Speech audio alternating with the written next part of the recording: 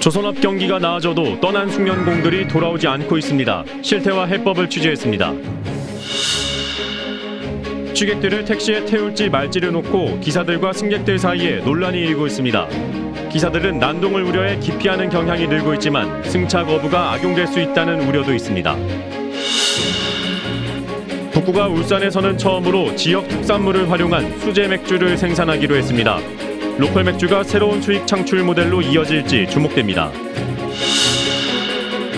울산 지역에 보름 만에 초미세먼지 주의보가 다시 발령됐습니다. 올해 들어 6번째 미세먼지 주의보입니다.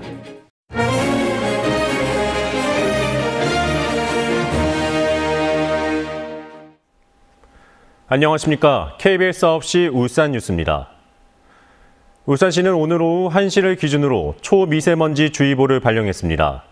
울산시는 초미세먼지의 농도가 세제곱미터당 75마이크로그램 이상이 2시간 동안 지속돼 주의보를 발령했으며 오후 1시에는 농도가 80마이크로그램까지 올랐다고 밝혔습니다.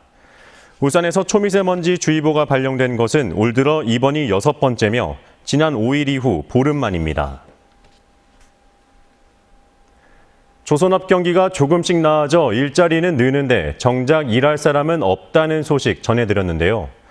원인은 원하청 간의 상생이 제대로 되지 않는 현실에 있다는 지적이 나오고 있습니다. 김홍희 기자입니다. 지난달부터 현대중공업 앞에서 천막 농성을 벌이고 있는 현대중공업 협력업체 대표 김도엽 씨. 김 씨는 현대중공업이 계약서도 제대로 쓰지 않고 일을 맡긴 뒤 실제로 사용한 비용에 턱없이 못 미치는 공사대금만 지급했다고 주장했습니다. 3년 동안 업체를 운영하며 지게 된 빚만 20억 원. 직원들에게 넉넉한 임금을 주기는커녕 임금이 체불되기 일쑤였다고 토로합니다. 임금이 얼마나 나올지 모르는 상황입니다. 매달 임금이 80% 이월이 되고 20% 이월이 되고 30% 이월이 되고 그러니까 100%를 받는 업체가 극히 드물다는 거죠. 김 씨는 협력업체 대부분이 비슷한 어려움을 겪는다고 주장했습니다. 실제로 이달 중순 일부 공정을 담당하는 협력업체 대표들이 지급받은 대금이 부족해 도저히 임금을 지불할 수 없다며 집단으로 현대중공업에 항의하기도 했습니다. 육상 플랜트, 건설업계 등과 비교해도 일당이 낮은 데다 임금 체불도 잇따르자 인력 수급은 더욱 어려워지고 있다고 협력업체 관계자들은 토로합니다. 풀렸다 해도 일이 풀렸다 해도 안 와요. 여기 말고 다른 데 갈 수 없는 분들, 그분들이 어쩔 수 없이 작은 월급 받고 들어오는 거죠. 문제는 인력 수급 문제가 장기화되면 조선업 경쟁력에도 악영향을 미친다는 겁니다. 조선업이라는 것이 최근에 얼마 남지 않은 노동 집약적인 산업이라고 볼 수 있습니다. 경쟁력에는 매우 치명적인 영향을 미칠 거라고 생각을 하고요. 안정적인 인력 수급과 조선업의 경쟁력을 유지하기 위해 원하청 간의 상생 대책이 절실합니다. KBS 뉴스 김홍입니다. 일감이 없어 지난해 8월 공장문을 닫았던 현대중공업 해양사업부가 올 하반기 재가동에 들어갈 것으로 전해졌습니다. 현대중공업에 따르면 지난해 10월 47개월 만에 수주 계약을 체결했던 킹스키 반잠수식 원유 생산 설비의 건조를 이르면 7월 시작합니다. 현대중공업 관계자는 수주액은 4억 5천만 달러로 유휴 인력을 전부 복귀시킬 규모는 아니며 오는 8월 해외 설비 관리 인력이 귀국하면 오히려 유휴 인력은 늘어날 수 있다고 밝혔습니다. 폭행과 폭언 등 취객들의 난동으로 택시기사들이 취객들을 기피하는 경향이 늘고 있는데요. 그러나 술에 취했다고 차에 태우지 않는 것은 승차 거부를 악용하는 것 아니냐는 반론도 만만치 않습니다. 과연 해법은 없는 건지 김아른의 기자가 보도합니다. 야간에 택시를 운전하는 A씨는 만취 승객을 태울 때마다 고생이 이만저만이 아닙니다.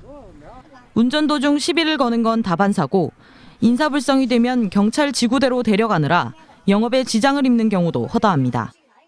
실제로 술 먹는 사람들은 아예 우리가 아예 안 지우는 게 되네요. 손님이 10만원짜리 가든 20만원짜리 가든. 국토교통부의 택시 승차 거부 단속 매뉴얼에 따르면 승차 거부를 하기 위해서는 행선지를 말하지 못할 정도로 만취 상태여야 합니다. 다시 말해 술에 취했지만 행선지를 말할 수 있는 정도라면 태워야 한다는 뜻입니다. 하지만 행선지를 말한 뒤에 쓰러져 잠이 들거나 이후의 사고에 대해서는 뾰족한 대안이 없습니다. 취객이 택시기사에게 폭언을 하더라도 다른 사람이 듣지 않았다면 현행법상 처벌을 받을 수 없습니다. 이 때문에 기사들은 취객들에 대한 승차 거부 예외 사례를 확대해야 한다고 주장합니다. 그러나 술에 취했다고 태우지 않는다면 승차 거부를 악용하는 것 아니냐는 승객들의 우려도 있습니다. 앞으로 이제 뭐 새벽 시간에도 술 마신 사람 앞에 있으면은 그냥 보고 지나가거나 아니면 보고 가까이 사는 사람들 안 태울 것 같은데. 결국 승차 거부와 취객들의 난동을 모두 막을 수 있는 솔로몬의 해법이 필요한 상황. 다른 나라들처럼 운전석에 가림막을 설치하거나 택시 안 난동에 대한 처벌을 강화하는 등의 제도 개선이 절실합니다. KBS 뉴스 김아른입니다. 수입 맥주의 틈바구니에서 최근 지역 특산물로 만든 수제 맥주를 찾는 사람들이 늘고 있는데요. 울산 북구도 마을 기업을 육성해 지역 특산물을 활용한 로컬 맥주 생산에 도전장을 내밀어 눈길을 끌고 있습니다. 남미경 기자입니다. 강릉의 청정쌀과 대나무 순으로 만든 수제 맥주입니다. 3년 전 한 민간업체가 개발했는데 젊은 층을 중심으로 소비자들이 늘면서 지난해부터는 전국의 대형마트에서 판매되고 있습니다. 10명 안팎이던 직원도 25명까지 늘었습니다. 지역 홍보와 고용 효과까지 더해지면서 지역 특산물로 만든 수제 맥주만 전국적으로 30개 이릅니다. 여기에 울산 북구도 도전장을 내밉니다. 북구는 지역 맥주 양조장 2곳과 업무 협약을 맺고 지역 이름을 딴 로컬 맥주를 공동 개발하기로 했습니다.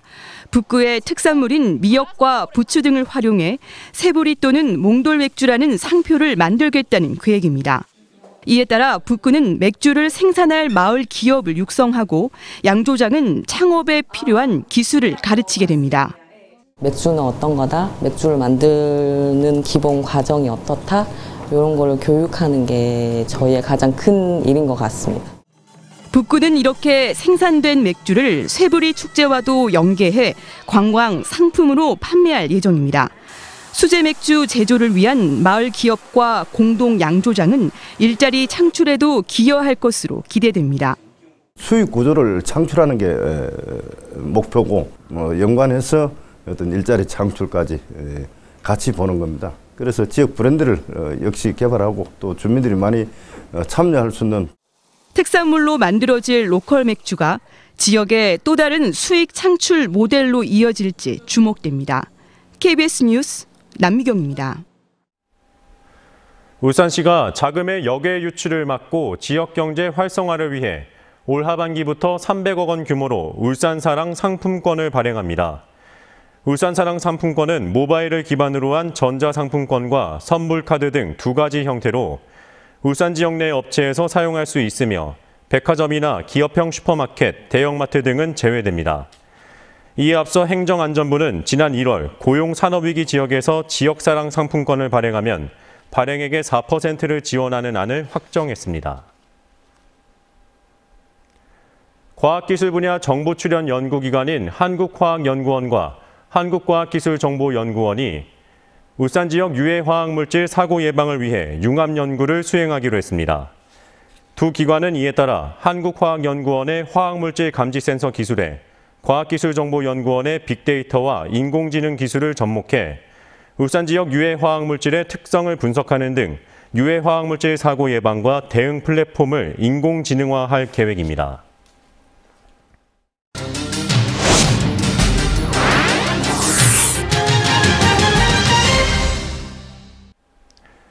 제46회 상공의 날을 맞아 서울 코엑스에서 열린 기념식에서 경동도시가스 송재호 회장이 은탑 산업 훈장을 수상했습니다. 송 회장은 국내 최초로 폐열을 이용한 전기 발전과 천연가스 충전소 운영 등 친환경 비즈니스를 통해 온실가스 저감에 기여한 공적을 인정받았습니다. KBS 울산방송국 시청자위원회의 3월 정례회가 오늘 개최됐습니다. 이번 정례회에서 위원들은 교통사고 사망률이 높은 울산 지역의 교통여건 개선을 위한 기획보도와 봄철을 맞아 지역 축제에 대한 현황과 개선 사항 등에 대해 심층 보도를 해줄 것 등을 당부했습니다. 위원들은 또 불황 속의 소외계층이나 어려운 이웃의 삶을 조명하는 등의 지역 밀착형 프로그램 제작을 주문했습니다. 자유한국당 지방의원들이 기자회견을 열고 울산이 수소산업을 이끌 최적지라며 수소산업진흥원 유치를 위한 서명운동을 시작한다고 밝혔습니다. 이들은 범시민 서명운동을 통해 수소산업진흥원의 울산 유치를 희망하는 시민의 뜻을 중앙정부와 정치권에 전달해 울산이 수소경제의 중심으로 자리매김할 수 있도록 앞장서겠다고 말했습니다. 민주노총 울산본부는 기자회견을 열고 울산시는 사단법인 밤올린 아이들의 여성 긴급전화인 1366 수탁협약을 즉각 해지할 것을 촉구했습니다. 이들은 법인 간부가 상담원들을 성희롱한 뒤 파문이 일자 울산시가 해당 법인과 수탁협약을 해지하겠다고 지난해 말 밝혔지만 지금까지 조치를 취하지 않아 그 사이에 문제를 제기한 조합원들만 계약 만료를 이유로 해고됐다고 주장했습니다. 오늘 오후 5시쯤 북구 강동동 프로지오 앞 도로에서 내리막길에서 우회전하던 5톤짜리 화물차가 넘어져 운전자 61살 정모 씨가 팔과 다리 등에 타박상을 입어 병원으로 옮겨졌습니다. 경찰은 제동장치가 말을 듣지 않은 것으로 추정하고 운전자 등을 상대로 정확한 사고 경위를 조사하고 있습니다. 어제 저녁 8시쯤 울주군 운산읍의 단독주택에서 불이 나 20여 분 만에 꺼졌습니다. 이 불로 인명피해는 없었지만 보일러실과 안방 등을 태우고 소방추산 3,500여만의 재산 피해가 났습니다.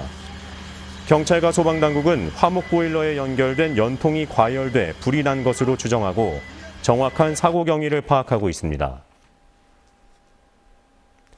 울산시는 22일에 문수축구장에서 열리는 축구 국가대표팀과 볼리비아 대표팀의 친선 경기에 대변해 교통과 주차 대책을 마련했습니다. 울산시는 경기가 열리는 22일에 시내버스를 밤 11시까지 운행하고 4개 노선은 임시로 문수축구장을 경유합니다. 축구장 주변 주차장 2,200여 면 외에도 문수 양궁장과 옥산초등학교 등 5곳에 주차장 1,000면을 추가로 확보합니다. 한편 울산에서 축구 국가대표팀의 친선 경기가 열리는 것은 2017년 11월 세르비아전 이후 16개월 만입니다. KBS 9시 울산 뉴스를 마칩니다. 고맙습니다.